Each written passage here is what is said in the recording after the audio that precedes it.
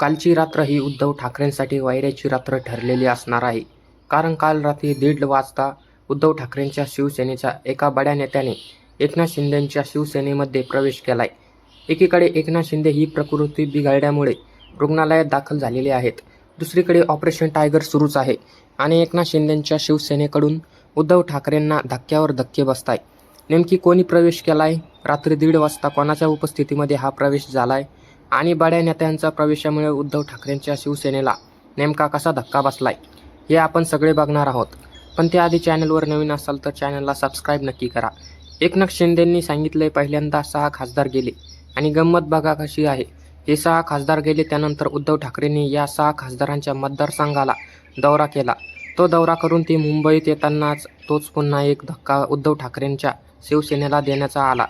उद्धव ठाकरेंचे आदित्य ठाकरेंचे हे अत्यंत जवळचे विश्वासू असे सचिन अहिर यांनी त्याच दिवशी म्हणजे ज्या दिवशी उद्धव ठाकरे मुंबईत आले 6 मतदारसंघाचा दौरा करून त्याच दिवशी सचिन अहिर यांनी एकनाथ शिंदेंच्या शिवसेनेमध्ये प्रवेश केला.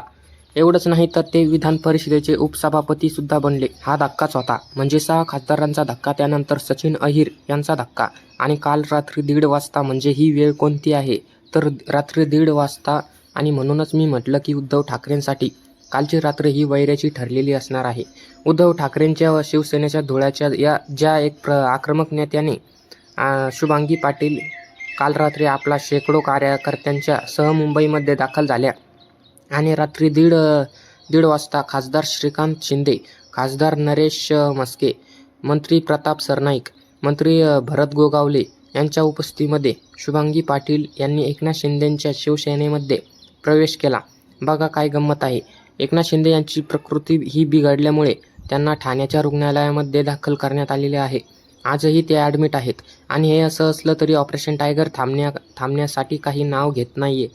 ऑपरेशन टायगर सुरूच आहे. आणि काल रात्री 1:30 वाजता शुभांगी पाटील यांनी एकनाथ शिंदे यांच्या शिवसेनेमध्ये प्रवेश केला.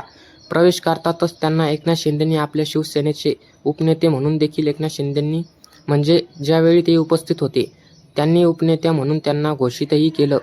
आता ते एकनाथ शिंदे शिवसेनेच्या उपनेते आहेत. यावेळी माध्यमांना प्रतिक्रिया देता त्यांनी असं सांगितलेलं आहे की मी उद्धव ठाकरेंच्या बरोबर गेली 15 वर्ष काम करते आणि मी धडाने काम करते. आजपर्यंत मी 25 ते 30 आंदोलन केले आहेत. मी जो पद्धतीवर मतदारसंघ या पदवीवर संघ मतदारसंघासाठी जी सातत्याने काम करते ती असं असतानासुद्धा पदवीवर मतदारसंघाच्या निवडणुकाच्या उमेदवारांसाठी उद्धव ठाकरेंनी माझा विचार केला. हे मला वाईट वाटलं, कारण मी एक सामान्य कार्यकर्ती आहे. म्हणून कदाचित उद्धव ठाकरेंचं लक्ष गेलं नाही. आमच्याकडे ही खंत त्यांनी बोलून दाखवली. त्याचप्रमाणे उद्धव ठाकरेंना भेटण्यासाठी मी वेळ मागितला. ती वेळ मला देण्यात आली नाही. उद्धव ठाकरेंना आम्ही आमच्या मतदारसंघामध्ये बोलवलं, पण उद्धव ठाकरे तिकडे फिरकले नाहीत. मी आता एकनाथ शिंदेंच्या शिवसेनेमध्ये प्रवेश करीत आहे आणि मला विश्वास आहे की मला इथे चांगल्या पद्धतीने काम करता येऊ शकणार आहे, अशी प्रतिक्रिया ही शुभांगी पाटील यांनी दिलेली आहे. आणि म्हणूनच मी म्हटलं की उद्धव ठाकरेंसाठी हा मोठा धक्का यासाठी आहे कारण धुळ्यामधल्या शुभांगी पाटील या उद्धव ठाकरेंच्या आक्रमक नेत्या मानल्या जायच्या आणि प्रचंड एक नेटवर्क त्यांच्या मागे तयार त्यांनी केलेलं होतं. आणि या असं असताना शेकडो कार्यकर्त्यांच्यासह शुभांगी पाटील यांनी एकनाथ शिंदेंच्या शिवसेनेमध्ये प्रवेश केलाय. गंमत यावेळेस देखील योगायोग तुम्ही बघा. काल रात्री 1:30 वाजता त्यांनी प्रवेश केलेला आहे आणि आज उद्धव ठाकरे राम मंदिराच्या दानपेटीमध्ये जो भ्रष्टाचार झालेला आहे या भ्रष्टाचाराच्या विरोधात आज दुपारी 4 वाजता उद्धव ठाकरे रविवारी दुपारी 4 वाजता उद्धव ठाकरे आंदोलन करणार आहेत. म्हणजे जेव्हा उद्धव ठाकरे मतदारसंघाचा दौरा करून येतात खासदारांच्या त्यावेळेला सचिन अहिर त्यांच्याकडे एकनाथ शिंदेंच्या शिवसेनेत प्रवेश करतात.